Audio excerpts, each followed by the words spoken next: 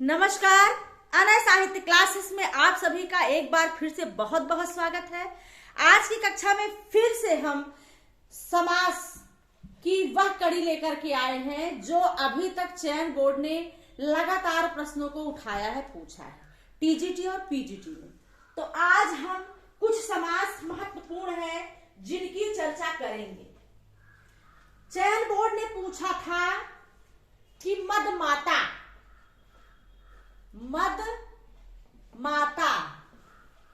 में कौन सा समास है, कौन सा समास है। अब आप जानिए, इसको एलटी में पहली बार आपकी परीक्षा हुई थी 2018 में, उसमें यह प्रश्न पूछा गया था कि मदमाता में कौन सा समास है। बहुब्रीहि समास है, तत्पुरुष समास है, कर्मधारय समास है, द्विगु समास है। तो सबसे पहले हमने कहा कि समास को विग्रह करके तभी हम क्लियर कर सकते हैं। आइए विग्रह करते हैं। मदमाता का समास विग्रह होगा मदमाता, मदमाता। इसका होगा विग्रह मद से माता से। यहां जहां पर कारक विभक्तियों को हटा करके समास किया जाता है वहां पर तत्पुरुष समास होता है और इसका विग्रह करने पर उन्हीं कारक विभक्तियों का प्रयोग होता है। मद से माता, मदमाता, ये समास होगा आपका कौन सा, तत्पुरुष, तत्पुरुष। और एक प्रश्न और पूछा गया था, पाणि पादम, पाणि पादम में पाणि पादम का विग्रह, ये भी प्रश्न आपका जो है पूछा गया था एलटी जीआईसी में, एलटी जीआईसी 2018 में। पाणि पादम, पहली बात तो जानिए, पाण माने हाथ, पाद माने पैर। पाण पादम, पाण चा पादम चा, ये समास है आपका द्वंद्व। कौन सा समास है, द्वंद्व। और इसका विग्रह होगा पाणी चा पादव चा। क्या होगा, पाणी चा पादव चा। और समास होगा ये आपका द्वंद्व समास। क्या होगा, द्वंद्व समास। पाणि च पादौ च, ये समास विग्रह है। पाणि पादम, ये जो है कौन सा समास है, द्वंद्व समास। अब आइए देखते हैं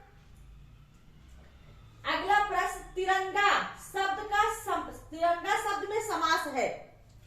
प्रश्न है तिरंगा, तिरंगा शब्द में समास है। तो आप जानते हैं कि जहां पर पहला पद संख्यावाची हो वहां पर क्या होता है, द्विगु समास होता है। तो इसका जो है पहले विग्रह करते हैं तिरंगा का। क्या होगा विग्रह, तीन रंगों का समाहार। जहां तीन रंगों का समाहार होता है उसे कहते हैं तिरंगा। तीन रंगों का समाहार, पहला पद संख्यावाची, तीसरा पद विशेषण या संज्ञा होता है, तो वहां पर समास होगा द्विगु। क्या होगा, द्विगु समास होगा। ठीक। अगला प्रश्न पूछा गया था, ये तिरंगा जो है ये टीजीटी 2009 में पूछा गया था। कब पूछा गया था, टीजीटी 2009 का प्रश्न है। अब अगला प्रश्न पूछा गया था कि परिभाषा ही पूछ लिया था कि किस समास में पहला पद संख्यावाची होता है। प्रश्न क्या पूछा था कि किस समास का पहला पद संख्यावाची होता था? तो संख्यावाची किसमें होता था? किसमें होता है? तो संख्यावाची आप जानते हैं कि पहला पद संख्यावाची वो होता है द्विगु समास में। किसमें? द्विगु समास में। आप जानते हैं पहला पद अव्यय, अव्ययी भाव समास, उत्तर पद प्रधान, तत्पुरुष समास, पहला पद विशेषण, कर्मधारय समास, पहला पद संख्यावाची क्या है? ये द्विगु समास। दोनों पद या तो विशेषण या तो संज्ञा, वो होगा द्वंद्व समास। और दोनों पदों में से किसी भी पद का कोई सार्थकता ना होकर के उसका कोई अन्य अर्थ निकले, वहां बहुव्रीहि समास।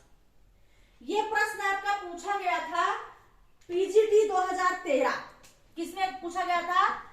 पीजीटी 2013। ठीक, आगे प्रश्न पूछा गया था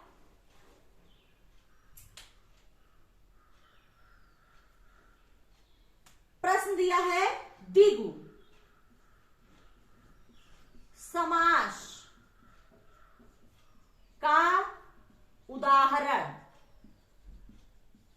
बताइए।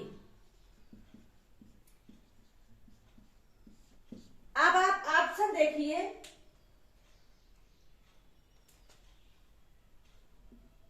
राजा रानी,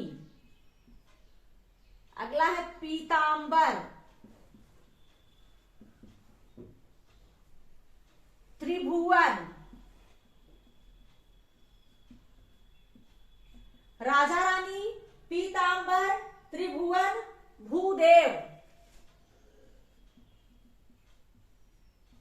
भूदेव। आप जानिए राजा रानी क्या है? द्वंद्व समास, पीतांबर कर्मधारय समास या बहुव्रीहि समास, त्रिभुवन पहला पद संख्यावाची, त्रि माने तीन, भुवन माने मालिक। तीनों भुवों का मालिक, भुवनों का मालिक त्रिभुवन कहलाता है।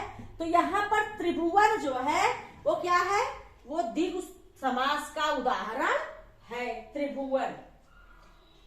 अगला पूछा था पंचवटी में कौन सा समास है? क्या था प्रश्न? पंचवटी में समास। इसका विग्रह क्या होगा? पंचवटी का में समास में पांच वटों का समाहार। विग्रह क्या होगा? पांच वटों का समाहार। क्या है? पांच वटों का समाहार बराबर पंचवटी। और ये समास कौन सा है? द्विगु। कौन सा समास है? द्विगु समास है। और कब पूछा गया था? ये पूछा गया था टीजीटी 5 में। कब पूछा गया है? टीजीटी 2005 में पूछा गया था पंचवटी। ठीक, अगला पूछा है त्रिभुज। क्या पूछा है? त्रिभुज। त्रिभुज। त्रिभुज में कौन सा समास है? क्या पूछा है प्रश्न? त्रिभुज में कौन सा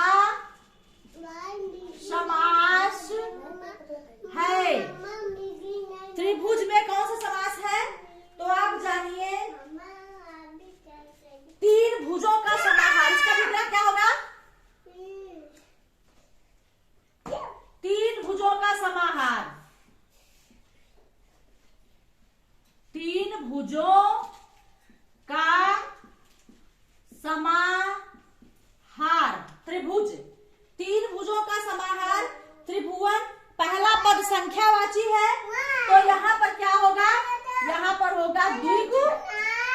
द्विगु समास। क्या होगा? द्विगु समास। तो इस प्रकार से ये आपके द्विगु समास है, जो कि आज की कक्षा में मैंने आपको सॉल्व कराया।